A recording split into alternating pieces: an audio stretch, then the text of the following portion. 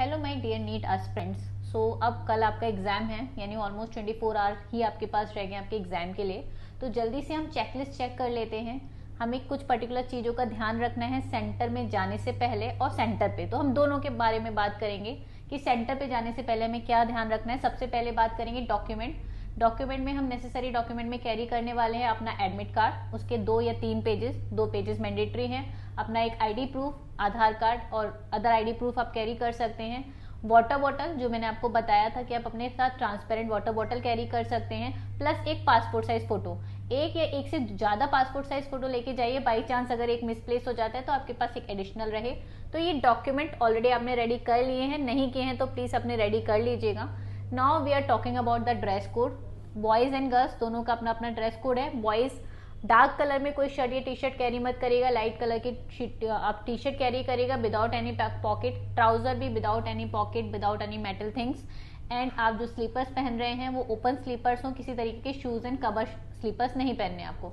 Same with girls, kurti T shirt कुछ भी पहन सकते हैं लेकिन without any like buttons and the Dark colours, इसी तरीके से वो कैरी कर सकती हैं ट्राउजर्स वगैरह को। एंड सेम विद दी आप स्लीपर्स वगैरह कैरी करिएगा। तो ये कॉमन चीजें हैं जो गर्ल्स एंड बॉयज को कैरी करनी है। तो ये बात हमने कर ली ड्रेस कोड की। अब बात आती है हमें किस तरीके से अपने सेंटर में पहुंचने के बाद किस चीज का ध्यान रखना है। देखिए, अगर आपको लग रहा है कि हम सेंटर में 3 घंटे बैठेंगे तो if you need any break, तो आप एक बार सेंटर में जब एंटर हो जाते हैं ना तो आप वॉशरूम या किसी के लिए बाहर नहीं निकल सकते हैं अपने एग्जाम हॉल से। सो अगर you need any requirement of washroom या एनीथिंग तो उसको पहले ही आप डन कर लीजिएगा, सो दैट कि आपको बाद में या एग्जाम के टाइम पे कोई प्रेशर क्रिएट ना हो मेंटली। सो इस चीज को भी आपको ध्यान में रखना है।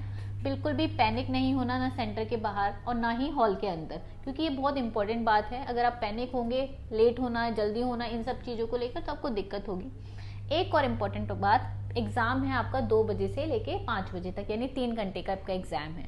अब एग्जाम सेंटर में आपकी रिपोर्टिंग शुरू हो जाती है 11:30 बजे तक। तो आप 11:30 बजे तक या 12 बजे तक सेंटर पहुंचने की कोशिश करो। मैक्स टू मैक्स 12:30 बजे तक पहुंच जाओ, सो दैट टाइमली आप पहुंच जाओ। आप जब टाइमली पहुंच जाओगे तो आप थोड़ा रिलैक्स रहोगे।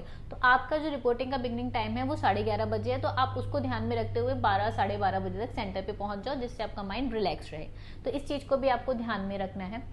अब सबसे इंपॉर्टेंट बात, हमें अपना एग्जाम अटेम्प्ट कैसे करना है। This is the most important चीज। एग्जाम अटेम्प्ट करने से पहले हमें बिल्कुल भी ये नहीं सोचना है कि हम कोई बहुत एग्जाम दे रहे हैं, हम कोई हमारे ऊपर पेरेंट का प्रेशर है, टीचर का प्रेशर है। डोंट थिंक अबाउट इट अपने बारे में कि मैंने पूरी साल बहुत मेहनत की है, नो डाउट मेरे पेरेंट की मेहनत भी उसमें इन्वॉल्व है, लेकिन प्रेशर नहीं लेना उस चीज का। रिलैक्स माइंड से एग्जाम दो, कोई प्रेशर लेके एग्जाम मत दो, कूल माइंड से एग्जाम दो, ठीक है।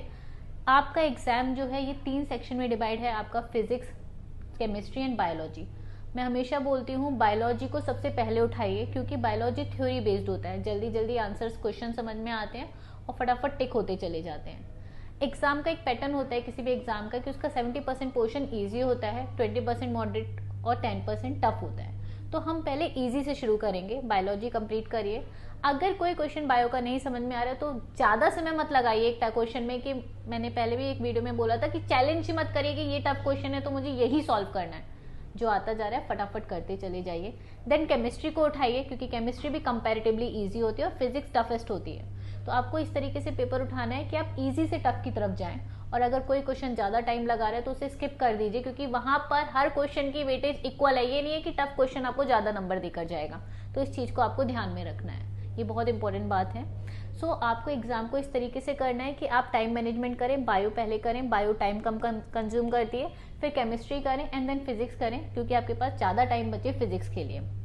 और सबसे इम्पोर्टेंट चीज़, बिल्कुल भी अगेन स्ट्रेस नहीं लीजिएगा, रिलैक्स रहेगा। एग्जाम सेंटर में इधर उधर मत ध्यान डाइवर्ट करिएगा, अपने आप में अपने क्वेश्चन पे। एक क्वेश्चन नहीं समझ में आ रहा है तो उसे रीड करिए 2 बार 3 बार, जिससे कि वो आंसर आपको क्लियर हो जाए। सो ये सारी बातों का आप ध्यान रखिए जब आप एग्जाम सेंटर पे जाते हैं तब, और एग्जाम सेंटर से पहले। अब इन 24 घंटों में आपने क्या करना है, सिर्फ इम्पोर्टेंट टॉपिक जो आपको लगता है आपके बहुत ज़्यादा क्लियर हैं, अच्छे से उन्हें रिवाइज कर लो। फिजिक्स के फॉर्मूलाज, केमिस्ट्री के फॉर्मूलाज या जो भी इक्वेशंस है उन्हें रिवाइज करो, और रात में अच्छी नींद लो, सो दैट सुबह फ्रेश रहो। आज अच्छा खाओ, कुछ भी ऐसा मत खाओ जो आपको थोड़े भी हेल्थ को परेशान करें। एंड किसी भी तरीके का बिल्कुल स्ट्रेस मत लो। अभी से सोचो मेरा एग्जाम अच्छा हो रहा है, मैंने अच्छा एग्जाम किया, मैं अच्छा एग्जाम करूंगी या करूंगा, और इस पॉजिटिव माइंडसेट के साथ अपने एग्जाम की आप एंट्री लेना और स्टार्ट करना। ऑल द वेरी बेस्ट हमारी पूरी टीम की तरफ से। आपकी फैमिली के लिए बेस्ट विशेस। भगवान करे कि आपका एग्जाम बहुत अच्छा जाए। Thank you so much.